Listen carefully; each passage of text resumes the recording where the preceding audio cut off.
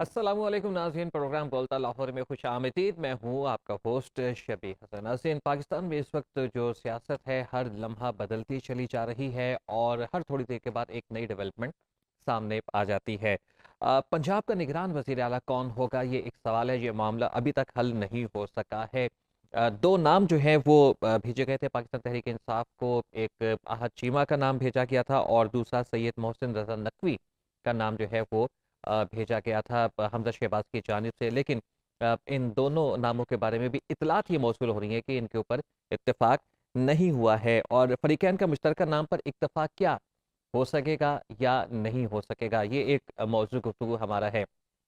मज़ीद बात करेंगे कुछ हम इस पर कि जो काफिले का सरबराह है वो कौन होगा, क्योंकि कुछ इतलात ये भी मौसूल हो रही हैं कि वज़ीर आला पंजाब परवेज़ इलाही ने जो है वो मुशावरत के लिए वक्त मांग लिया है और मुशावरत हो रही है इस चीज़ के ऊपर कि क्या काफिली जो है वो पीटीआई में जम हो जाएगी या फिर वज़ीर आला पंजाब परवेज़ इलाही जो हैं वो अपने कुछ साथियों के साथ और मुनस इलाही के साथ पाकिस्तान तहरीक इंसाफ का हिस्सा बन जाएंगे। क्योंकि कुछ ज़राए ये भी बता रहे हैं कि परवेज़ इलाही साहब को वज़ीर-ए-आज़म साबिक़ वज़ीर-ए-आज़म इमरान खान की जानिब से जो है वो पार्टी की सदारत का ओहदा भी जो है वो ऑफ़र किया गया है। इस सारे मामलात के ऊपर हम बात करेंगे। मेहमानों का मैं तारुफ़ करवा दूँ आपसे। राना अर्शद साहब ने हमें जॉइन किया स्टूडियो में। पाकिस्तान मुस्लिम लीग नून के आप रहनुमा हैं। बहुत शुक्रिया आपका राना साहब हमें जॉइन करने का। आमिर रियाज़ कुरैशी साहब हमारे साथ स्टूडियो में मौजूद हैं। आप पाकिस्तान तहरीक इंसाफ की बड़ी तवाना आवाज़ हैं। आपका भी बहुत शुक्रिया हमें जॉइन करने का। आमिर सईद राज साहब हमारे साथ मौजूद हैं टेलीफ़ोन लाइन पर। तर्जुमान है वज़ीर आला पंजाब के। आप तीनों मेहमानों का बहुत-बहुत शुक्रिया। ईरान साहब आपसे आगाज़ करता हूँ। वज़ीर आला निगरान वज़ीर आला के लिए मामला तय हो पाएगा, जितने आपस में जो है वो अभी हमने पहले भी देखा कि बातचीत के दरवाजे बंद हैं, एक दूसरे की जानिब से जो है वो मुखालिफ बयानबाजी इतने उरूज पे पहुंच चुकी है कि साथ बैठना बात करना जो है वो मुश्किल नज़र आ रहा है। तो ऐसे में कैसे ये निगरान वज़ीर आला का मामला तय होगा? आज भी दो नाम भेजे और इतलात ये मौसूल हो रही हैं कि ये नाम पर भी जो है वो इत्तेफाक नहीं हुआ दोनों के ऊपर। जी बिस्मिल्लाहिर्रहमानिर्रहीम। मैं आपका मशकूर हूँ, आपके लाहौर रंग न्यू टीवी का मशकूर हूँ। और आप खुद बड़ी फहम फरास्त रखते हैं। तो मैं सिर्फ अर्ज़ ये करना चाहता हूँ, क्योंकि ये जो प्रोसीजर है, ये जो है असम्बली डिज़ाल्व होने के बाद गवर्नर साहब ने जब ये 3 दिन पहले 10 तारीख को रात को वो टाइम 48 आवर्स कंप्लीट हुआ, तो फिर गवर्नर साहब ने लेटर लिख दिया था चीफ मिनिस्टर साहब जो मौजूदा हैं, परवेज़ इलाही साहब और अपोजिशन लीडर हमजा शहबाज साहब को। तो 3 दिन का टाइम था और 3 दिन में जो पीटीआई और काफ लीग ने नाम भेजे वो भी गवर्नर साहब को रिसीव हो गए और हमने 2 नाम भेजे हैं। तो आज रात 10 बजे तक ये टाइम ख़त्म हो गया है और इस पर कोई हम आपस में बैठकर मुतफ़क्का उम्मीदवार या कैंडिडेट को सिलेक्ट नहीं कर सके या फाइनल शेप नहीं दे सके। और उसमें एक नाम था नासिर खोसा साहब, जो साहब का चीफ सेक्रेटरी रहे हैं। और उन्होंने खुद इनकार कर दिया था। उन्होंने डिनाई कर दिया, इनकार कर दिया। और उसके बाद एहसन बून साहब का भी नाम कुछ जगह पर डिस्कस हुआ, लेकिन तो उन्होंने भी रिफ्यूज़ कर दिया। तो अब जो नाम है नसीर खान साहब का और एक कोई और सीनियर है, वो अभी फिलहाल शायद गवर्नमेंट जॉब में है।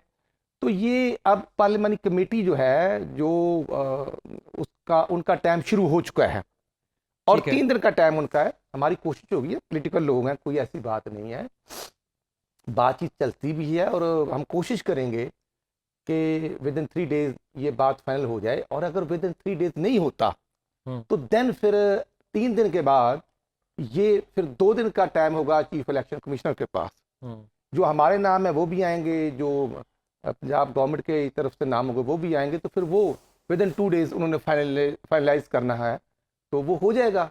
और मैं समझता हूँ कि अब पंजाब की गवर्नमेंट तो डिज़ाल्व हो चुकी है। अब देखते हैं खैबर पख्तूनख्वा की प्रोसेस शुरू होता है, कब कंप्लीट होता है। तो सो माय पॉइंट इज़ कि ये जो इलेक्शन है, अब इलेक्शन का आगाज़ हो चुका है और इसमें जो फॉर्मेलिटीज़ हैं वो with in few days complete हो जाएंगी। अच्छा, आपने खैबर पख्तूनख्वा असेंबली की बात की है, आपको लगता है कि आज जो ताज़ा खबर जो है वो 35 लोगों के जो इस्तीफे कबूल कर लिए गए हैं, उसके बाद खैबर पख्तूनख्वा असेंबली जो है वो तहलील कर दी जाएगी? नहीं, मेरा ख्याल है कि वो कि कोई इमरान खान ने जो ऐलान किया था 26 नवंबर को कि हम इन असम्बलियों में नहीं रहना चाहते, और पंजाब और खैबर पख्तूनख्वा का नाम उन्होंने खुद लिया था, तो अब 26 नवंबर के बाद 26 दिसंबर और 26 दिसंबर के बाद आज समझे कि 18 जनवरी हो चुका है। तो इसमें मेरा ख्याल वो प्रोसीजर अडाप्ट करने वाले हैं। अगर होगा तो वो भी इलेक्शन हो जाएंगे।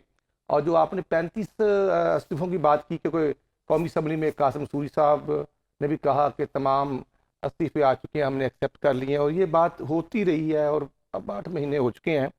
और मैं समझता हूँ कि अगर किसी के नहीं हुआ तो वो असम्बली में आ सकते हैं, किसी ने रोका नहीं है। ठीक है। वो उनका आईनी हक है और वो एनी टाइम खान साहब खुद भी आ सकते हैं। आमिर कुरैशी साहब, मखसूस लोगों के जो इस्तीफे वो कबूल हुए हैं 35 की तादाद में, आपको लगता है कि ये पत्ता खेला गया आपको हुकूमत गिराने से रोकने के लिए? बिस्मिल्लाहिर्रहमानिर्रहीम। अच्छा, ये असल में पीडीएम वाले ना हमेशा बड़े पत्ते खेलने की कोशिश करते हैं, लेकिन बाद में पता यही चलता है कि हार इन्हीं की हुई है हर पत्ते के बाद। तो मैं ये समझता हूँ कि ये जो कहते थे ना इमरान खान साहब को पॉलिटिक्स नहीं आती और सिर्फ क्रिकेट खेलनी चाहिए, पिछले 9 महीने में इमरान खान ने इनको बताया कि सियासत करनी कैसे है और सियासत होती क्या है। इनको हर गेम जो है वो आगे से आगे रही है। दूसरी, अभी आपने बात की 35 जो आज इन्होंने इस्तीफ़े मंजूर किए हैं, तो मैं स्पीकर साहब से आज वैसे ये पूछना चाहूँगा कि क्या आज इनसे ये सारे फर्दन फर्दन मिले जो इन्होंने पहले ये शोर मचाया हुआ था? आज जब अपना, ये तो वो बात होगी ना, मीठा मीठा हप हप कड़वा कड़वा थू थू, कि जब आपकी बारी आती है फिर आपके लिए कोई कानून नहीं है, कोई चीज़ नहीं है, फिर आपका जो दिल करेगा उसके मुताबिक आप कर लेंगे। आपको हम पिछले 9 महीने से कह रहे हैं कि आप हमारे जो इस्तीफ़े हैं, हमारे जो कौमी असम्बली के मेंबरान हैं, उनके आप रिज़ाइन जो है वो कबूल कर लें। आप कभी कोई उज़र पेश करते हैं, आप कभी कोई उज़र पेश करते हैं।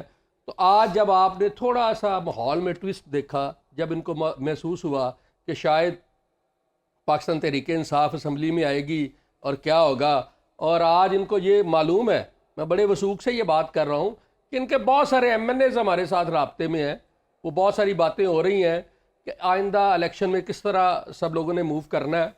तो आज इनको ये याद आ गया कि हमने वो रिज़ाइन जो हैं वो कबूल करने थे। आज इनके अंदर वो कोई अखलाकी बात ना रही, आज कोई अखलाकी इनमें जुर्रत ना पैदा हुई। आज इन्होंने बग़ैर वो एमएनएज़ से मिले मिलाए किए कराए, आज वो सारे इस्तीफ़े इनको कबूल हो गए। अच्छा, दूसरा गुजारिश ये है, अभी आप बात कर रहे थे राना साहब कि कुछ लोगों के नाम हमारी तरफ से आए हैं, कुछ लोगों के नाम ज़ाहिर है हमज़ा शबाश की तरफ से आए हैं। तो जो नाम हमज़ा साहब की तरफ से 2 नाम पुट हुए हैं, अब आप उन दोनों नामों की हकीकत देखें। चले मोहसिन नकवी साहब तो एक सहाफ़ी हैं, उनका और तरह का है वतीरा।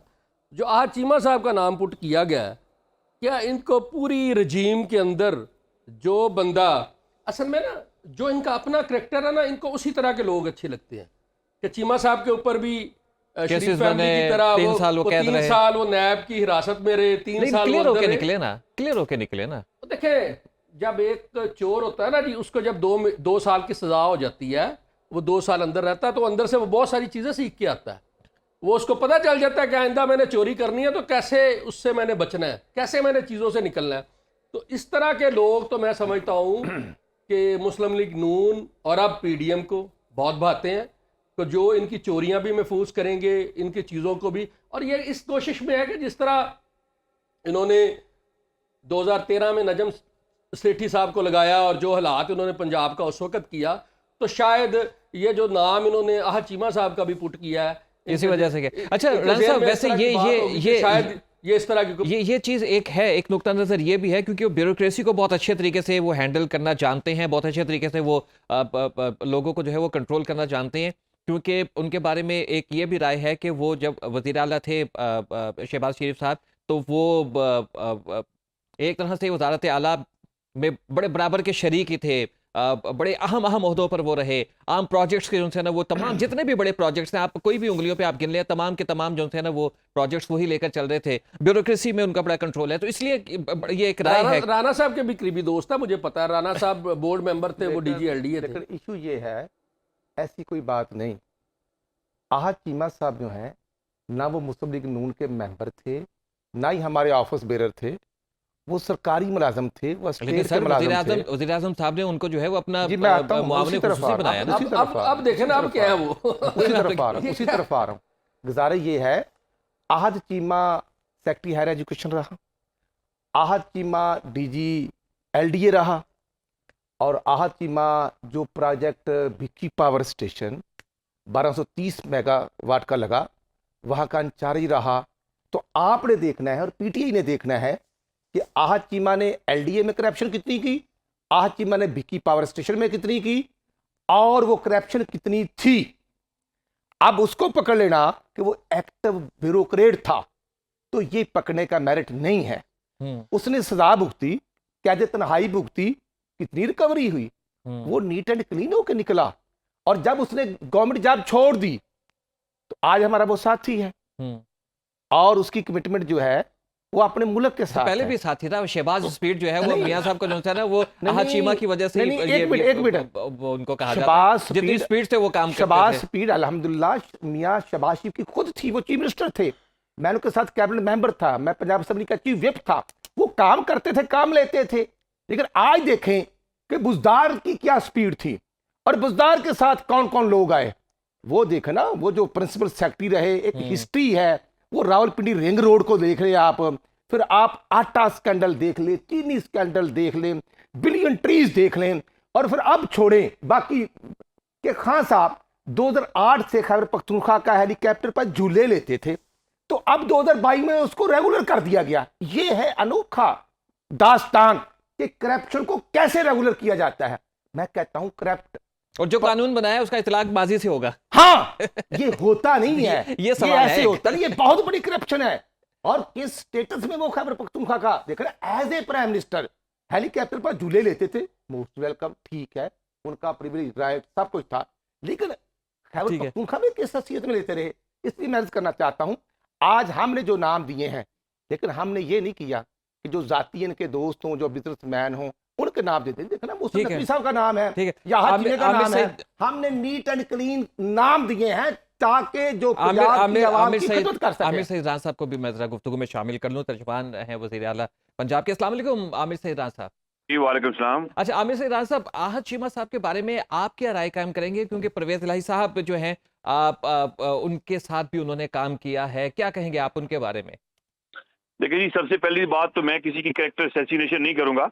इसके ऊपर PTI ने जो 3 नाम दिए हैं, नासिर सईद खोसर साहब दिए हैं, उसके बाद उन्होंने नसीर खान साहब का नाम दिया है, तीसरा उन्होंने हमारे उनका नाम दिया है जो अभी रहे हैं सेक्रेटरी एस्टेब्लिशमेंट रहे हैं।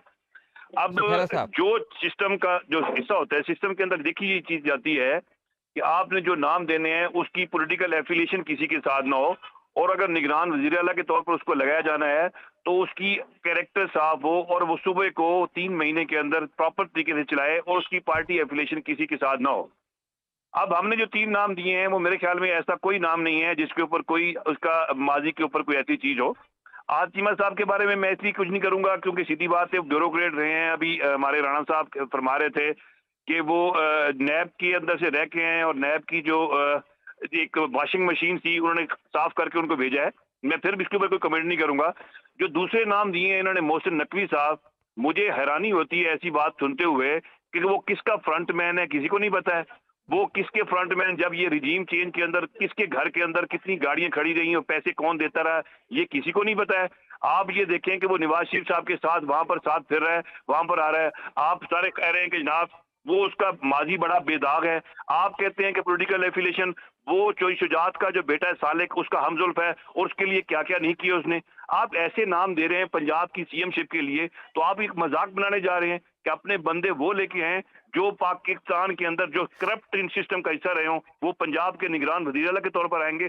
मुझे तो समझ नहीं आ रही कि हमजा साहब जो अपोजिशन लीडर है वो मुल्क से बाहर बैठे हुए हैं, और मुल्क से बाहर बैठ के यहाँ पर ऐसे बंदों के नाम दे रहे हैं जिनका कोई पीछे से ये नहीं चीज कि बंदा कम से कम वो तो दें जिसके बारे में लोग ये कह सकें कि इसका माजी बेदाग है, इसके ऊपर कोई चीज नहीं है। हमें नहीं पता कि मोहसिन नकवी साहब के क्या हालात है, हमें नहीं पता कि वो किन के लिए क्या क्या काम करते रहे हैं। छोड़ दें ऐसी बातों को, हमने पाकिस्तान को आगे लेके चलना है, आगे सूबे को आगे लेके चलना है। चौधरी परवेज इलाही साहब ने पिछले 5 महीने के अंदर जितने डेवलपमेंट के काम किए, जितने काम किए हैं, और खान साहब के साथ खड़े होकर किए हैं, और खान साहब की सुपरविजन के अंदर किए हैं। अब खान साहब ने क्या चाहते हैं कि मुल्क के अंदर ऐसी चीज लाई जाए कि इंतखाबात हों, इंतखाबात के अंदर आगे लेके चलें, मुल्क को आगे लेके चलना है। मुल्क इस वक्त माशी तौर पर बड़ी बदहाली के अंदर आया हुआ है। पिछले जो 8 महीने के अंदर इन्होंने आके यहाँ करप्शन का अपने सिर्फ और सिर्फ केसेस खत्म करवाए हैं। कोई ऐसा काम करवा दें जिससे इन्होंने प्रोडक्टिव काम किया हो, पाकिस्तान की आवाम के लिए काम किया हो। महंगाई इन्होंने बढ़ा दी है, डॉलर का रेट इनका ऊपर चला गया हुआ है, कहाँ कहाँ इन्होंने नहीं किया है। अब ऐसे हालात के अंदर जब खान साहब कहते हैं कि हमने इलेक्शन कराना है, तो पंजाब की असेंबली डिसॉल्व हो गई है। अब पंजाब के साथ आप केपी की भी डिसॉल्व करने जा रहे हैं। जो अभी जिस तरह मेरे भाई ने कहा है कि फेडरल के अंदर क्या फरमाया इन्होंने कि इतने अरसे से बैठे हुए थे, और सबसे बढ़कर इलेक्शन कमीशन ने जितनी फुर्ती का मुजाहरा किया है, यही फुर्ती का मुजाहरा इलेक्शन कमीशन अगर बाकी केसेस के अंदर कर दे। जो शुजात साहब का और हमारा एक केस चल रहा है इलेक्शन कमीशन के अंदर, 18 अगस्त 2022 का उन्होंने फैसला रिजर्व किया हुआ है, उसके ऊपर आज के दिन तक फैसला नहीं सुना रहे कि ताकि कोई पॉलिटिकल पार्टीज का सिस्टम आगे चल सके, इलेक्शन चल सके। और इस हालात के अंदर आज उन्होंने उसके इस्तीफे एक्सेप्ट किए, आज उनको नोटिफाई कर दिया। मुझे समझ नहीं आ रही ये सिस्टम को चलाना किस तरह चाह रहे हैं। हमारा पाकिस्तान रहेगा तो हम रहेंगे, अगर पाकिस्तान की रिस्पेक्ट है उसके इदारों के जरिए। अच्छा, अगर यहाँ पाकिस्तान पे के आप स्पीकर कौमी असेंबली जो हैं वो उनके किरदार के बारे में आप क्या कहेंगे? पहले तो वो ये कहते रहे हैं कि आप इस्तीफे जो है वो पेश तो किए गए हैं, लेकिन पीटीआई के लोग मेरे से मुलाकातें कर रहे हैं और वो रिक्वेस्ट कर रहे हैं कि फर्दन फर्दन बुलाया जाए। और फिर कानून भी और आइन भी ये कहता है, रूल्स ये कहते हैं कि फर्दन फर्दन बुला के कंफर्मेशन होगी, लेकिन उन्होंने फिर आज इकट्ठे। इस पे आप क्या कहेंगे? देखिए जी, स्पीकर कौमी असेंबली जो है वो उनको उनका जो इसके अंदर अपना कैरेक्टर है वो दैट इज एम्बिगुअस। उन्होंने जो जाति की है वो गलत की है। उन्हें पता चल गया था कि अब हालात ऐसे आ गए हैं कि ये वापस आते हैं और यहाँ पर आके, क्योंकि अपोजिशन लीडर बनना है, अपोजिशन लीडर अब राजा रियाज साहब की सूरत में होगा, क्योंकि इंटरम सेटअप बननी है। इंटरम सेटअप के अंदर जो मुशावरत होनी है वो अपोजिशन लीडर और लीडर ऑफ द हाउस के दरमियान होनी है। उन्होंने उसको खत्म करने के लिए, जिसके ऊपर आज तक कहते हैं कि नहीं जी मैं सबको सुनूंगा, उससे पहले जब ये सब लोग असेंबली में गए हैं वहां मिलने के लिए, उस दिन साहब मौसूफ हवा में फ्लाई करके मुल्क से बाहर चले गए हैं। जब वापस आए इनका काम नहीं था, ये एज ए स्पीकर हमेशा उनका रोल ये होता है कि उसने हाउस की दोनों साइडों को लेकर चलना होता है। वो इनको बुलाते जो पूरा पिछले 8 महीने से कह रहे थे कि मेरे पास कोई बंदा फर्दन फर्दा नहीं आया। आज ठीक है। कौन सा बंदा इनके पास फर्दन फर्दा आया था? राणा साहब कोई कमेंट करना चाह रहे हैं उसको आप इस देख बात के उन्होंने पे? कर दिया। देखिए जी, गुज़ार है, ये अमर साहब मेरे भाई हैं, बड़ी फ़हम फ़रासत रखते हैं और बड़े सीनियर वकला कम्युनिटी को लीड करते हैं। इशू ये है कि खुद इमरान खान साहब और उनके तमाम जो मूवर हैं, जो माशाल्लाह तमाम पार्टियों में रहने का वसी तजर्बात रखते हैं, वो फवाद चौधरी साहब हों, वो शाहमूद कुरैशी साहब हों, और मैं समझता हूँ या परवेज़ खटक साहब हों, वो फरमा रहे थे कि हमने इस्तीफे दे दिए हैं और 8 महीने असेंबली में नहीं गए, और अगर कोई जाना चाहते हैं तो मोस्ट वेलकम, सुबह आ जाएं। और जो बात की कि जनाब हमने कहा कि हम इकट्ठे आ रहे हैं, गालबन 27 दिसंबर की बात है, तो स्पीकर साहब बिल्कुल वाकई बरसी पर गए थे मोहतरमा की लाड़काना, और जब इनकी तरफ से आया कि हमने आना है सब ने, और वो नेक्स्ट डे मौजूद थे, वेट करते रहे, और उनका राब्ता आमिर डोगर साहब से हुआ जो चीफ व्हिप है पीटीआई के, वो नहीं आए। तो नेक्स्ट डे असद कैसर साहब जाते हैं डेलीगेशन के साथ, और परवेज खटक साहब, शाहमूद कुरैशी साहब और बाकी लोग नहीं गए, और जिन पर फिर उनसे मेरा ख्याल शायद पार्टी ने कुछ तलबी शलबी की हो, नोटिस भेजा हो या जो भी हो या नहीं हो। लेकिन इशू ये है कि 8 महीने से आते नहीं, और खान साहब ने सबको ये भी कहा कि आप वो पार्लियामेंट लॉजिस क्यों इस्तेमाल कर रहे हैं, खाली कर दें। आज हो रहे कल हो रहे, मोस्ट वेलकम। मैं कहता हूं अगर ये स्पीकर का अख्तियार नहीं है इस्तीफे एक्सेप्ट करने का, तो उसको चैलेंज किया जा सकता है, नो इशू, नो प्रॉब्लम। अच्छा, मुझे ब्रेक पे जाना है, तो मैं आमिर राज साहब का जो है वो कमेंट ले लूं आपकी इसी गुफ्तगू के पर, फिर ब्रेक के बाद वापस आएंगे। आमिर राज साहब, आप क्या कमेंट करेंगे जो पॉइंट्स आपके सामने रखे हैं राना अर्शद साहब ने? देखिए जी, राणा साहब भाई हैं हमारे, जो है ना, ये बड़े काबिल एहतराम है, मेरा इनके साथ बड़ा एहतराम का रिश्ता है। लेकिन जब पार्टी पॉलिसी को डिफेंड करना हो तो ऐसी पार्टी को डिफेंड कर रहे हैं जिनके पास अब कहने के लिए कुछ नहीं है। अब बड़ी मुश्किल हालात आ गए हैं कि पीएमएलएन के वर्कर को, पीएमएलएन के एमपीए को, पीपल पार्टी को भी डिफेंड करना पड़ रहा है, जिनके बारे में इनके लीडर क्या क्या फरमाते रहे। तो मैं इसके ऊपर कुछ नहीं कहूंगा। देखिए, स्पीकर साहब का जो किरदार है वो इसके अंदर बड़ा गलत किस्म का किरदार है। आपने चीफ एक्सेप्ट करने थे, जब आपने 7 एक्सेप्ट किए हैं और 7 के ऊपर आपने इलेक्शन कराया या 9 एक्सेप्ट किए हैं, तो आप उस वक्त ये कर लेते। आपने फिर ये लोगों को क्यों इसको आप में रखा कि नहीं जी हमारे पास ये फर्दन फर्दन नहीं है। तो अगर फर्दन फर्दन नहीं आए थे तो आज क्या फर्दन फर्दन आए थे? नहीं आए थे। तो मैं तो कहता हूँ इसके अंदर ये मिलके दोनों आपस में, इलेक्शन कमीशन और ये मिले हुए हैं कि हमने सिस्टम को चलने नहीं देना है और सिस्टम को डीरेल होना है और मुल्क के अंदर अफरा तफरी की सूरत हाल पैदा करनी है। मैं कहता हूँ स्पीकर तो जो कर गया, उसके बाद जो इलेक्शन कमीशन ने किरदार अदा किया है वो बड़ा कमाल किस्म का है कि आज इस्तीफे आए और आज ही आज डिनोटिफाई करके एक साइड में फेंक दिया है। अब वो कहेंगे जी अब हमने इलेक्शन कराना है। वो इलेक्शन वो करा नहीं सकते। सिंध के अंदर इलेक्शन किस तरह कराया है? सिंध के अंदर बल्दियाती इलेक्शन था। बल्दियाती इलेक्शन के अंदर जमात इस्लामी कहाँ जा रही थी? उसकी सीटें कहाँ जा रही थी? अब रोज उसकी सीटें जो है ना वो कम करते जा रहे हैं। ना इलेक्शन कमीशन ऐसे हालात ना पैदा करें कि हमारे मुल्क के अंदर लोगों का इदारों से जो एहतराम है वो खत्म हो जाए, लोगों का इदारों को ऊपर जो ट्रस्ट है वो खत्म हो जाए। हमने इस मुल्क को चलाना है, ये हमारा मुल्क है, हमने इसमें रहना है। हमारे कोई बाहर के बिजनेस नहीं है कि हमने यहाँ से फ्लाई करके बाहर चले जाना है, वहां रहना शुरू कर देना है। बाकी अच्छा, लोगों के लिए कैसे होगा? परवेज इलाही साहब की सियासी हिकमत अमली के बारे में कुछ बताएं। अब उनकी सियासी हिकमत अमली क्या होगी? क्या उनकी सियासी हिकमत अमली इलेक्शन कमीशन के फैसले से मशरूत है? क्योंकि पाकिस्तान तहरीक इंसाफ की जानिब से ज़राए से ये इतलात मौसूल हो रही है कि उन्हें पार्टी की सदारत ऑफर की गई है। देखिए जी, पार्टी की सदारत ये चीज मेरे नॉलेज में ऐसी कोई बात नहीं है कि उनको कोई चीज की गई है। देखिए, पॉलिटिकली हमने खान साहब के साथ हमारा एफिलिएशन थी, हमारा इलेक्शन हमने मिलके लड़ा था। इलेक्शन के बाद उनके वोट थे 180, हमारे पास 10 थे। हमें सीएम बनाया गया और सीएम के बाद हमारी उनके साथ मोहन सिराज साहब की कमिटमेंट थी कि जब ये खान साहब कहेंगे हम असेंबली डिसॉल्व कर देंगे। और हमने, परवेज इलाही साहब ने, मोहन साहब ने अपनी कमिटमेंट पूरी की और खान साहब के साथ प्रॉपर तरीके से खड़े हुए। अब चीज ये आ गई है कि हमने आगे इलेक्शन मिलके लड़ना है या कहाँ जाना है। तो हमारी जो एक पिटीशन है शुजात साहब वाली, जिसके अंदर हमने अपनी पार्टी का इंट्रा पार्टी इलेक्शन होना था, वो अभी तक पिटीशन जो है पिछले 5 महीने से इलेक्शन कमीशन फैसला नहीं कर सका। मुझे नहीं समझ आ रही वो किन के कहने के ऊपर नहीं कर रहा। जिस तरीके से आज पीपल पार्टी ने, आज इनके स्पीकर ने इस्तीफे एक्सेप्ट की और फौरन उनको डीनोटिफाई कर दिया गया। यही जल्दी अगर हमारे काम के अंदर करता तो हमारी पार्टी चल रही होती। हम पार्टी का इंट्रा पार्टी इलेक्शन करा चुके होते फैसले की और इतनी हमारी जरूरत पार्टी क्यों की सेटिंग चल रही। महसूस हो रही है? आप लोगों को फैसले की इतनी जरूरत क्यों महसूस हो रही है? देखिए जी, हमारी पार्टी के अंदर जो चीजें थी, कई हर पार्टी के अंदर या हमारी कोई बातचात तो है नहीं। हमारी पार्टी के अंदर आपस में इख्तलाफात भी होते हैं, चीजें चलती भी हैं। तो उसके बाद हमने पार्टी का इलेक्शन, इंटर पार्टी इलेक्शन हमारा रोक दिया हुआ है। जो हमारा के राइट है कि right of the people of the political party है, उस पॉलिटिकल पार्टी के लोगों को इन्होंने रोक लिया हुआ है कि आप अपना जो लीडर है, जो अपना पार्टी का प्रेसिडेंट है, वो मुंतखब नहीं कर सकते। जब आप अपनी पार्टी का लीडर मुंतखब नहीं कर सकते तो ये इलेक्शन कमीशन क्या करेगा कि हमारे मुल्क का जो वज़ीर का इख्तियार लोगों को देगा, हमारे सूबे के वज़ीर आला का इख्तियार देगा या हमारे एमपी एमएनए को जीतने का इख्तियार देगा? ऐसी हालात के अंदर जो इलेक्शन कमीशन का जो हालात चल रहे हैं और इलेक्शन कमीशन जो काम कर रहा है, वो मुझे नहीं समझ आ रही कि किन के कहने पे, किन के इशारों पे करना चाह रहा है। तो मेरी यही ठीक है। इनसे होगी कि इस हालात के अंदर खुदारा मुल्क के इदारों को चलने दे, मुल्क के इदारों को चलने दे और ठीक इत्तराम है। के साथ आगे चल। ठीक है, ठीक है, ठीक है जी। आमिर राना साहब, आप हमारे साथ मौजूद रहिएगा। मेरे बाकी जो पैनलिस्ट हैं वो भी हमारे साथ मौजूद हैं। नाज़रीन, यहाँ पर ब्रेक का वक्त हुआ जाता है। ब्रेक के बाद वापस लौटेंगे, गुफ्तगू का सिलसिला यहीं से दोबारा शुरू करेंगे। हमारे साथ मौजूद रहिएगा।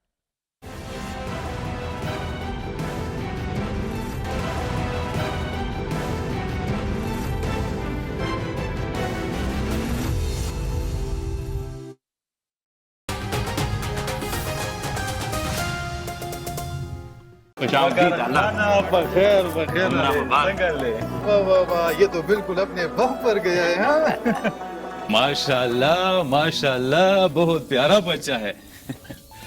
ये लकवकर खाना, ये बताओ कि इसे पोलियो के कतरे पिलवा दिए? लाला, इन कतरों के बारे में लोगों से बहुत सुना। क्या जरूरत है इन कतरों की? लोगों को छोड़ो लाला, मुझे देखो, जिसे माँ बाप का सहारा बनना था।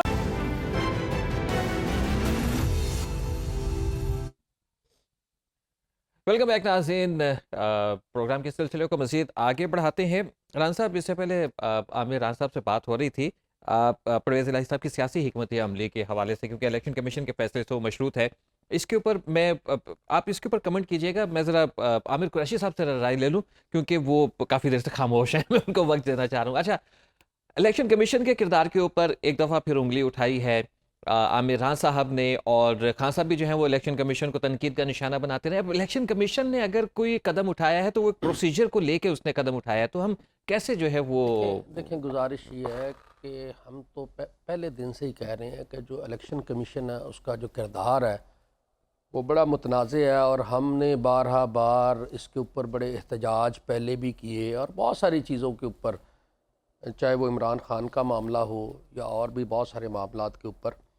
तो इलेक्शन कमीशन ने हमेशा पीडीएम की बी टीम का ही रोल अदा किया है। उन्होंने कभी ये कोशिश नहीं की कि देखिए, अदारों का जो हक होता है ना, अमर सईद राना साहब की बात बड़ी वैलिड है, मैं एग्री करता हूँ कि अदारों का जो रोल है वो बड़ा न्यूट्रल रहना चाहिए। अब ये वैसे लफ्ज़ ये भी बड़ा मुतनाज़ हो गया, लेकिन उनको न्यूट्रल ही रहना चाहिए। उनको ये लफ्ज़ भी मुतनाज़ हो गया। तो अदारों को अपना रोल अदा करते रहना चाहिए, ना कि मुल्क की सलामती और बेहतरी इसी में है। देखिए, मैं ये समझता हूँ कि पाकिस्तान है तो हम हैं, और पाकिस्तान तब ही है जब इसके अदारे मजबूत होंगे, अदारे खुद मुख्तार होंगे, अदारों के सरबराह जो है वो फैसले खुद से करेंगे, ना कि उनको फैसले लिखे हुए आएंगे और उसके ऊपर वो इम्प्लीमेंटेशन करेंगे। तो इस सारे सिनेरियो के अंदर मैं ये समझता हूँ, अब कौन लिखे हुए फैसले भेज रहे हैं? अब तो इदारों ने अपनी गैर जानिबदारी जो है वो उसका सबूत दे दिया है। देखें, गुजारिश ये है, ये लिखे हुए फैसलों का देखिए जी, पंजाब में आपने 186 वोट ले लिए, इदारों ने अपनी गैर जानिबदारी का सबूत दे दिया। आपको बड़े अच्छे तरीके से सारी बातें पता है, आप माशाल्लाह बड़े वज़ादार साफ़ी हैं कि अदारों को लिखे हुए फैसले कहाँ से आते हैं और किस तरह आते हैं, वो सारी चीज़ें आया है। पंजाब में आपने 186 नंबर पूरे कर लिए, बावजूद इसके कि आपके 5 लोग कम थे, फिर भी देखें, अगर हम देखें अब मैं उसी तरफ उंगली अगर करें तो समझता हूँ कि इमरान खान की जो पॉपुलैरिटी है, इमरान खान ने लोगों को इतना शऊर दे दिया है, और जो पिछला फैसला था लोगों के नाअहल होने का, ये जो पॉलिटिकल वर्कर है ना, मैं बहुत सारी बातें नहीं करना चाहता, इस 186 के दौरान भी लोगों के ऊपर बहुत दबाव था ना आने का, उसके बावजूद भी लोग पहुंचे। तो मैं पाकिस्तान तहरीक इंसाफ और जो काफ लीग के लोग वहां पहुंचे, मैं उनको खराज तहसीन पेश करता हूं, खराज अकीदत पेश करता हूं कि इतने मुश्किल हालात के बावजूद ये नंबर पूरे हुए। तो मैं ये समझता हूं कि ये 186 का जो नंबर पूरा हुआ है, उसमें जो इमरान खान की आवाम के अंदर पॉपुलैरिटी है, उसको इस वक्त कोई बंदा डिनाई नहीं कर सकता। और जो इंडिविजुअल लोग करना चाह रहे होंगे शायद किसी मजबूरी की ताईं या किसी तरह, उनको मालूम है कि फिर उनकी सियासत के ऊपर स्याह धब्बा लग जाएगा, बल्कि क्रॉस लग जाएगा सारी ज़िंदगी के लिए, ना वो सियासत कर सकेंगे। आपने देखा कि जिन लोगों ने 17 जुलाई का इलेक्शन लोगों के सामने है, लोगों को मालूम है कि जो लोग इमरान खान के ख़िलाफ़ गए उनके साथ क्या हुआ, अवाम ने उनके साथ क्या किया। तो मेरा ख्याल है कि जो सियासी बसीरत रखने वाले लोग हैं वो कतन इस तरह का फैसला नहीं करते कि वो अपनी सियासत जो है वो दफन कर दें। और मैं फिर दोबारा आपको रिपीट कर रहा हूँ वही बात कि लोगों के ऊपर प्रेशर था, उसके बावजूद भी 186 पूरे। राना साहब क्या कहेंगे? मैं सिर्फ यही कहूँगा, सब कहते रहे कि जनाब हमारे एमपीज़ को टेलीफोन कॉलें आ रही हैं, सब कह रहे थे हमारे एमपीज़ को 1.5 अरब 5 करोड़ 10 करोड़ दिया जा रहा है। भाई अगर दिया जा रहा था तो फिर वो कैसे असेंबली में पहुंच गए? और अगर किसी ने लिए होते, किसी को कॉल आई होती, तो इसलिए मैं कहना चाहता हूं कि ये हमेशा तजाद रहा है। पीटीआई की लीडरशिप कहती कुछ है, करती कुछ है। इसमें कमाल क्या है भी, आपके 191 थे, 186 आए हैं, और ये पाकिस्तान की हिस्ट्री में 75 साल में एक मैं समझता हूं कि ब्लैक डे के तौर पर लिखा जाएगा कि 11 जनवरी को जो होता है अजलास 2 बजे, वो रात 12 बजे तक चला, फिर 12:30 तक चला, और फिर 12:45 बजे जनाब इनके 186 हो जाते हैं। तो इसमें कमाल क्या है? और अगले दिन का एजेंडा प्रिंट होता है, और आज तक मैं कि कोई लास्ट नोर में खुद चीफ था, हमेशा असेंबली का एजेंडा जो है वो मेंबरान को इजलास शुरू होने से पहले दिया जाता है, और लोग उसको स्टडी करते हैं। और इसके बाद आप ये देखें, कहते कुछ हैं करते कुछ हैं। भी खुद परवेज इलाही साहब ने कहा 6 जनवरी को कि हमने इत्मीनान का वोट नहीं लेना, और अगर लेंगे तो फिर गवर्नर ने जो हमें लेटर भेजा है वो सही साबित हो जाएगा। और साथ परवेज साहब के वो अल्फाज कि जनाब 25 मई को पीटीआई की लीडरशिप की जुबान बाहर निकली हुई थी, इतने घबराए हुए थे, हमने तो वो जुबान इस्तेमाल नहीं की। इसलिए मैं कहना चाहता हूं कि भी जब आपने खुद इस्तीफे दिए हैं और उन इस्तीफों को जो रिटर्न दिए हैं, या तो डिनाई करें कि हमारे साइन जाली हैं, और अगर वो एक्सेप्ट हो गए हैं तो आप चैलेंज कर दें। एक प्रोसीजर को अडॉप्ट कर लिया गया है, और जो स्पीकर साहब को राइट या कानून था, उनके पास इख्तियार था, उसको इस्तेमाल किया गया और चीफ इलेक्शन ने नोटिफाई कर दिया। तो जैसे वो जो इनके कासिम सूरी साहब थे, 62,000 वोट उनके जाली साबित हुए थे, डी नोटिफाई इलेक्शन कमीशन ने कर दिया था, इसके बावजूद वो स्टे पर चलते रहे। और ये बात मेरे आमिर कैशी साहब की बात बिल्कुल ठीक है, जो उन्होंने फैसलों की बात की, अल्लाह जन्नत नसीब करे मलक अरशद जज साहब को। उन्होंने भी यही कहा था कि मुझे कहीं से फैसला आया था मियां मोहम्मद नवाज साहब को नाहल करने का। तो मैं समझता हूं कि जो मियां नवाज साहब के साथ जुल्म हुआ, हमने तो उस वक्त भी अदालतों के फैसले माने, आज भी मान रहे हैं। इसके बावजूद मैं ये कहना चाहता हूं कि शाह आज महमूद कुरैशी साहब ने हमें जो है वो ज्वाइन किया है, उनसे जरा इस हवाले से बात कर लिया। अस्सलाम वालेकुम शाह साहब। वालेकुम सलाम। अच्छा शाह महमूद कुरैशी साहब, क्या कहेंगे 35 इस्तीफे जो है वो आप लोगों के कबूल हो गए, इलेक्शन कमीशन ने बड़ी फुर्ती दिखाई है इस्तीफों के ऊपर, इस मामले को लेकर क्या राय कायम करेंगे आप? इलेक्शन कमीशन ने जो फुर्ती दिखाई है, तो वो फिर 125 इस्तीफे कबूल कर लेना। हमने तो 125 मेंबरान ने इस्तीफे दिए, जिसपे के स्पीकर साहब ने मेरे खत के जवाब में कहा कि वो इस तरह कबूल नहीं कर पाएंगे जब तक वो इनफरादी तौर पर सबको नहीं मिलेंगे, क्योंकि उन्हें तसल्ली करनी है कि किसी ने के दबाव के तहत नहीं दिया, कोई मजबूर नहीं था, अपनी मंशा और अपनी मर्जी के मुताबिक दिया। तो हमने कहा कि चले आप उस मयार पे भी अगर कसौटी में परखना चाहते हैं आप परख लें, लेकिन ना उन्होंने उस मयार को अपनाया और ना ही उन्होंने हमारे मुकम्मल इस्तीफे कबूल किए। अब ये बीच का रास्ता जो है ना, ये बदनीयती पर मबनी है। ये है जिसको कहते हैं ना पॉलिटिकल इंजीनियरिंग और जेरीमेंडरिंग, क्योंकि ये अपने पसंद के नतायज चाहते हैं। ये एक घबराहट और एक खौफ की निशानी है जो आज जिसका हमने ये पैनिक किया है, क्योंकि हमने जब फैसला किया पंजाब की असेंबली को तहलील करने का, तो इन्होंने उसमें रुकावट डाली। किस तरह? अदम एतमाद की तहरीक पेश की, फिर इन्होंने उसको उठाया और फिर कहा कि ये नंबर्स पूरे नहीं कर सकेंगे, ये एतमाद का वोट ले वजीर आला। और वजीर आला ने 186 मेंबर पेश कर दिए, एतमाद का वोट ले लिया। फिर उन्होंने कहा कि वो तहलील नहीं करेंगे, हमने तहलील भी कर दी। फिर उन्होंने कहा कि अगर ये संजीदा है तो दोनों असेंबलियों से ये मुस्तफ़ी हो जाएं, बाहर चले जाएं, तहलील कर दें। हमने पंजाब की भी तहलील कर दी और खैबर पख्तूनख्वा को भी तहलील करने जा रहे हैं। ठीक, फिर इन्होंने ये एक नया, जब हमने हिकमत अमली का ऐलान किया, आज हमारी सीनियर लीडरशिप की मीटिंग थी, उस पर फैसला हुआ कि ये जो इनके नामजद करदा पसंदीदा कायदे हिज़्ब इख्तिलाफ है, इनसे छुटकारा हासिल किया जाए। हमने अपने सिग्नेचर्स की अपना मेंबर्स से सिग्नेचर्स लेने शुरू किए ताकि हम शो करें कि हम मेजॉरिटी में हैं। और ये जो हैं राजा रियाज साहब, ये पार्टी की मेजॉरिटी को रिप्रेजेंट नहीं करते। तो कायदे हिज़्ब इख्तिलाफ के लिए पार्टी ने फैसला किया कि पीटीआई इमरान खान साहब ने नामजद किया। उन्होंने फैसला किया, परवेज खटक साहब से मुशावरत की, तो उन्होंने मुझे नामजद किया एज कायदे हिज़्ब इख्तिलाफ। तो उस घबराहट से भी वो खौफजदा थे कि एक जेन्युइन हिज़्ब इख्तिलाफ अगर आ गई तो हमारे बहुत से उक्ते खुल जाएंगे और पब्लिक अकाउंट्स कमेटी पे हम हावी हो जाएंगे। और अगर तहरीक इंसाफ ने ये कहना उस पर वो संजीदा हो गए और जो हमारी सफ़ों के अंदर हलचल है और इन्होंने एतमाद के वोट के लिए कह दिया और वज़ीर आज़म एतमाद का वोट न ले सके और रन ऑफ हो गया, तो फिर क्या होगा? तो उस घबराहट के नतीजे में इन्होंने पैनिक करके 35 इस्तीफे कबूल कर लिए। आप इस्तीफे कबूल करना चाहते हैं स्पीकर साहब? कीजिए, शौक से कीजिए, हमें कोई खौफ नहीं, हमें कोई घबराहट नहीं। 125 हमारे इस्तीफे आपको पेश हुए, आप कबूल करते हैं तो सभी करें, आप एक एक को परखना चाहते हैं तो एक एक को बुला लें।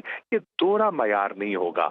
ये जो है ना, आधा तीतर आधा बटेर, ये कौम के सामने ये जो ड्रामा है, ये जो खेल खेला जा रहा है, जमहूरियत का मजाक उड़ाया जा रहा है, इस सारे निज़ाम की जो है ना, जो इसका जो दिवालियापन वो सामने आ गया है कि बिल्कुल ये पूरा निज़ाम को इन्होंने मजाक बना दिया है। तो दूसरे मायनों में ये कहा जा सकता है कि आप लोगों को पाकिस्तान तहरीक इंसाफ की स्ट्रेंथ को असेंबली में कमजोर करने के लिए मखसूस इस्तीफे जो है मखसूस तादाद में इस्तीफे कबूल किए गए हैं। जी बिल्कुल, ये तो एक दोहरा मयार है, ये सेलेक्टिविटी है। आपको याद होगा जब इन्होंने पहले हमारे इस्तीफे कुछ सिलेक्टेड मंजूर किए थे तो इमरान खान साहब ने फैसला कर लिया था कि जी मैं 8 के 8 हलकों से लड़ूंगा, और फिर 8 के हलकों में से वो 7 हलकों से जीत गए। तो वो जो उनकी मूव थी वो नाकाम हो गई। अब इन्होंने 35 इस्तीफे किए हैं। किस मयार के तहत? आप राजा परवेज अशरफ के बयानात उठा के देख लें, जो उन्होंने मेरे खत के जवाब में मुझे खत लिखा। प्लीज आप नेशनल असेंबली से वो खत मंगवा लीजिए और मीडिया उसको खत को आवाम के सामने पेश कर दे। उन्होंने क्या क्राइटेरिया सेट किया कि इस्तीफे कबूल करने की ये शराइत होती है, अदालत ने ये मयार अपनाया है और मुझे उस मयार को फॉलो करना होगा। अब मैं पूछना चाहता हूँ स्पीकर साहब से, क्या जो उन्होंने खत में लिखा था, जिस मयार का उन्होंने जिक्र किया था, इन 35 इस्तीफों को कबूल करने में क्या उन्होंने उसको अपनाया? और नहीं अपनाया तो क्यों नहीं अपनाया? और अगर इस्तीफे कबूल करने हैं तो शौक से कीजिए। 125 इस्तीफे आपके सामने हैं, हिम्मत है, जुर्रत है तो 125 को कबूल कीजिए और 125 के इंतखाबात करवा दीजिए। खैबर पख्तूनख्वा के करवा दीजिए, पंजाब असेंबली के करवा दीजिए। नहीं तो ये नाटक जो है ना, ये नहीं चलेगा। ठीक है। इससे लोग इसको भाग गए हैं। इलेक्शन कमीशन की जो जानबदारी है, वो भी एक नेक्सस दायर हो गया ना, गवर्नमेंट का, स्पीकर का, इलेक्शन कमीशन का, पूरा एक नेक्सस आपके कौम के सामने आ गया। ठीक है। अच्छा, एक आपकी स्ट्रेटजी थी कि एतमाद का वोट वजीर आजम को लेने के लिए कहा जाएगा, हिज़्ब इख्तिलाफ के हवाले से भी। अब दोनों स्ट्रेटजीज जो है वो आपकी ये 35 इस्तीफे कबूल करके उसको डेंट जो है वो डाल दिया गया है। आइंदा का लायामल अब कोशिश नेक्स्ट की आपका गई क्या है। होगा? देखिए, कोशिश की गई है। पहली बात तो ये है कि हमने एक पिटीशन दी हुई है। हमारी पिटीशन सुप्रीम कोर्ट के पास है। मेरी दरखास्त होगी, मौतबाना दरखास्त होगी चीफ जस्टिस साहब से। हमारी उस पिटीशन पर अर्जेंट हमें हेयरिंग दे दे, हमें सुन ले और सुन के फैसला फरमा दे। हम उनके फैसले का एहतराम करेंगे और इस हुकूमत के दोहरे मयार को बेनकाब कर दे। और जिस कसौटी पर, आईनी, कानूनी, इखलाकी कसौटी पर परखना चाहते हैं, परख लें। तो एक तो ये बात है। और दूसरी बात ये है, ये भी मुमकिन है कि अपना इमरान खान इनको फिर इनकी नींदें उड़ा दे और फैसला कर ले कि अच्छा 35 तो 35 के 35 हलकों पे इमरान खान इनका मुकाबला करेंगे। लेकिन पीडीएम ने तो कह दिया कि वो इन 35 हलकों पे ज़िमनी इंतखाबात में हिस्सा नहीं लेंगे। अच्छा, तो फिर मुझे बताइए, अगर उन्होंने इन इलेक्शन से फरारी हासिल करना था तो फिर इन्हें कबूल करने की जरूरत क्या थी? जो मयार पहले स्पेल आउट किया गया था उसको फॉलो क्यों नहीं किया गया? इससे तो और कहते हैं ना चोर की दाढ़ी में तिनका जाहिर होता है कि फिर ये सारी एक्सरसाइज की जरूरत क्या थी? खौफ था शहबाज शरीफ के जो एतमाद के वोट का खौफ तारी हो गया था, और क्या था? ठीक है। बहुत बहुत शुक्रिया आपका शाह महमूद कुरैशी साहब, हमें वक्त देने का। राना साहब, आप लोगों ने जो है वो कार्ड खेले हैं हिज़्ब इख्तिलाफ के हवाले से भी, और जो एतमाद का वोट आप लोगों से लेने के लिए एक तहरीक चलानी थी, या जो कहना था सदर साहब ने, उस हवाले से कमज़ोर किया आपने पीटीआई की स्ट्रेंथ को। नहीं, कितना अच्छा होता शाह महमूद कुरैशी साहब, मैं इनकी बड़ी इज्जत करता हूँ क्योंकि इनके वालिद साहब मुस्लिम लीग नून में कभी हुआ करते थे, उसके बाद जो पार्टी के वज़ीर ख़ारजा रहे, आजकल पीटीआई में हैं। और ये कितना अच्छा होता कि बताते कि जिस दिन इमरान खान ने इनको कहा था कि आप सबको लेकर कौमी असम्बली में जाएं और स्पीकर के पास जाएं, और राजा परवेज अशरफ साहब इंतज़ार करते रहे और ये और परवेज खटक नहीं गए, असद कैसर साहब और आमर डोगर साहब और कुछ दोस्त गए, और अगर वहां जाकर ये सब पेश होते और कहते कि हम आ गए हैं इकट्ठे होकर, तो विद इन फ्यू मिनट्स इनके तमाम इस्तीफे जो एक्सेप्ट हो जाते, क्योंकि बदनीति थी, इस्तीफे मंजूर नहीं करवाने थे और यही चाल चलनी थी। यही देखना, अब हमने तो नहीं कहा, खान साहब रोजाना कहते थे कि हमने इस्तीफे दे दिए हैं, अब किस मुंह से कह रहे थे कि हमने आना है, आए भी नहीं।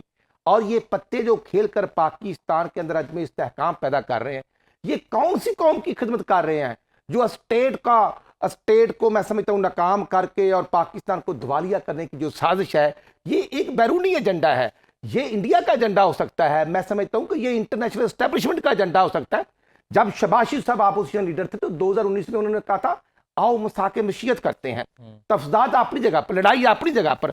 आज देखना ये मुल्क के हालात, जो 72 साल में 30 या 28 हजार अरब कर्जे लिए गए, वो खान साहब ने 32 हजार अरब 4.25 साल में कर्जे ले लिए। और आज का जो नॉन सीरियस एटीट्यूड है, देखना इसकी सजा तो कल मिली है कि कराची में 14 एमएनए की सीटें लेने वाली पीटीआई, 22 एमपीए वाली सीटें लेने वाले जो 25 जुलाई 2018 को सीटें ली थी, वहां बलदियाती इलेक्शन लीड से हार गए हैं। और इस चीज को एक्सेप्ट करें ना, और यही आप रिजल्ट देखें जो कश्मीर में बलदियाती इलेक्शन हुआ, फिर जब 16 अक्टूबर को ज़िमनी इलेक्शन होता है। लेकिन अभी मामला यह है कि तहरीक इंसाफ बामुकाबला पीडीएम है, फर्दन मतलब कि मुकाबला नहीं है। अब तमाम जमातों के साथ अकेली जमात मुकाबला कर रही है। नहीं, वहां पर जो बलदियाती इलेक्शन हुआ है वहां पर भी फर्दन था। पीपल पार्टी ने खुद कंटेस्ट किया, मुस्लिम लीग नून का अपना था और सब का अपना था। इसलिए मैं अर्ज करना चाहता हूं कि ये घोड़ा घोड़े का मैदान, और जब ज़िमनी होते हैं शाहबूद कुरैशी साहब, आखिरी मिनट चल रहा है, ये बलदियाती इलेक्शन मेरे दिल में रह जाएगा, मेरे से जवाब ले उनकी ले। बेटी आ रही है और खान साहब 10,000 से कराची से सीट लूज। आखिरी मिनट चल रहा है। राणा साहब मुझे ये बताइए, कोई इशू नहीं, हम घबराते नहीं। ये बताएं कि इनकी जमात की कराची में कितनी सीटें हैं बलदियाती इलेक्शन में? भाई कराची में हमने कराची में कितनी सीटें हैं आपकी? हमारी 7 सीटें हैं। हमने हमारी कितनी है?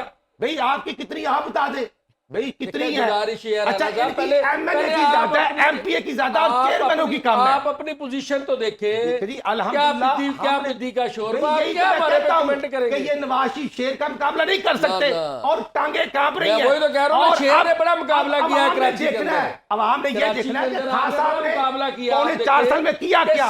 कर्जे लेने के बाद पाकिस्तान को दिवालिया किया कराची में, और पंजाब में गंदम 5200 रुपए कर दी है, जहां पंजाब इनके में तहादियों की 25 हुकूमत रुपए है, की हो गई है, उसके और बावजूद खैबर पख्तूनख्वा इनकी का आटा साथ स्मगल हो रहा है इनको और पूरी डॉलर तरह स्मगल हो कर रहे दिया हैं। गया। आज खान साहब को बताना होगा कि पौने 4 साल में कोई एक मेगा प्रोजेक्ट अगर उन्होंने बनाया है या किया है, अल्हम्दुलिल्लाह। इसके ऊपर पूरा एक प्रोग्राम रख ले। हमने तो मैं लाहौर से फहरिस्त कराची दे दूंगा मोटरवे बनाया, हमने आपको तो मैं 12,000 फहरिस्त दे मेगावाट दूंगा बिजली मेगा पैदा प्रोजेक्ट की। की। अल्हम्दुलिल्लाह हमने तो वो सारे बंद है, टैगर वो बनाया सारे बंद पड़े और हैं। खान साहब ने कोई पाकिस्तान पावर प्लांट आपका ना बिलियन ट्रीज का 25% साथ देंगे, प्रोडक्शन नहीं दे रहा। ना नैब हेलीकॉप्टर का साथ ये देंगे और ना बीआईटी पिशावर का साथ देंगे।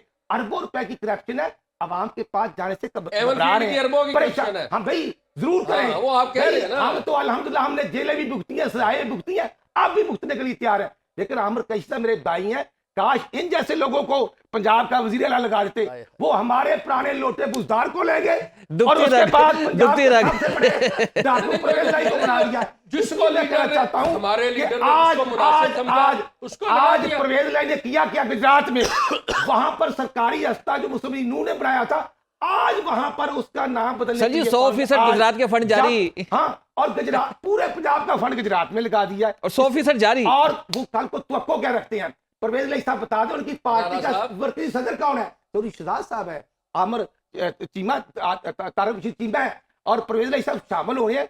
वो शामिल हो या ना हो, लेकिन काफली खत्म नहीं होगी, वो चौधरी शहजाद के नाम पर रजिस्टर्ड है। परवेज लाई साहब जो शब्बे खून मारे उसमें ये उनका इंटरनल मामला है, ये उसमें वो उनका इंटरनल मामला है। लेकिन मुझे अच्छा, आपके पास क्या खबरें हैं? चौधरी साहब आ रहे हैं, सदारत की ऑफर की है? तो मेरे पास तो जाहिर है इस बात की खबर तो आप नहीं कह सकते, जाहिर है हमने उनको दावत दी है, शमूलियत के लिए कहा है और चौधरी साहब ने इस पे आमादगी का भी इजहार किया है और उम्मीद करते हैं के जो साहब पाकिस्तान तहरीक इंसाफ का हिस्सा बनेंगे। ये मेरा ख्याल है कि आइंदा आइंदा आने वाले फ्यूचर में जो पॉलिटिक्स है उनको मालूम है कि जाहिर है कि जिस तरह इस वक्त पंजाब के अंदर पाकिस्तान तहरीक इंसाफ की वेव है, इमरान खान का बयानी है, तो पंजाब में तो जाहिर है पाकिस्तान तहरीक इंसाफ का जो टिकट है वो टिकटों की तरह बिकेगा इंशाल्लाह। अच्छा, आप आखिरी आज मूनस इलाही साहब पंजाब में नहीं है, वो ग्रीन एरिया को ब्राउन करके 3,000 अरब का डाका मार के चले गए हैं। ग्रीन ब्राउन कर गए हैं। यही लाहौर अर्बन जो अथॉरिटी का जो मंसूबा था, अर्बन अथॉरिटी का मंसूबा। राना साहब पहले आप इंफॉर्मेशन लेके आए, मेरे पास बहुत ज्यादा आप इंफॉर्मेशन, इस पे एक पूरा प्रोग्राम कर लेंगे। इस प्रोजेक्ट पर मैं समझता हूँ कि यहाँ बहुत से तफजात हैं, जिम्मेदारों की जमीन पर कब्जा किया जा रहा है, ऐसा नहीं होना चाहिए। ये रूडा एक अथॉरिटी है, रूडा एक अलहदा प्रोजेक्ट है, सीपीडी एक अलहदा है, एलडीए एक अलहदा, मिक्स कर रहे हैं ना राणा साहब। मैं समझता हूँ कि मिक्स कर देंगे रूडा उसका भी हिसाब दे दे और ग्रीन को ब्राउन करने का भी हिसाब। ठीक है, यही अवाम ठीक है, हिसाब जो है वो अवाम मांगना चाहती है। नाज़रीन, अवाम जो है वो हर चीज़ का हिसाब मांगना चाहती है। अवाम तो इस चीज़ का भी हिसाब मांगना चाहती है कि हम वोट दे रहे हैं, हम ईवान में पहुंचा रहे हैं, लेकिन हमारी कोई नहीं सुन रहा है। महंगाई बढ़ती चली जा रही है, पुरसाने हाल कोई नहीं है। कोशिश की कि आज हालात हाज़िरा के ऊपर बात हो, आवाम के मसाइल के ऊपर बात हो। प्रोग्राम का वक्त ख़त्म हुआ चाहता है, इजाज़त दीजिए, अल्लाह हाफ़िज़।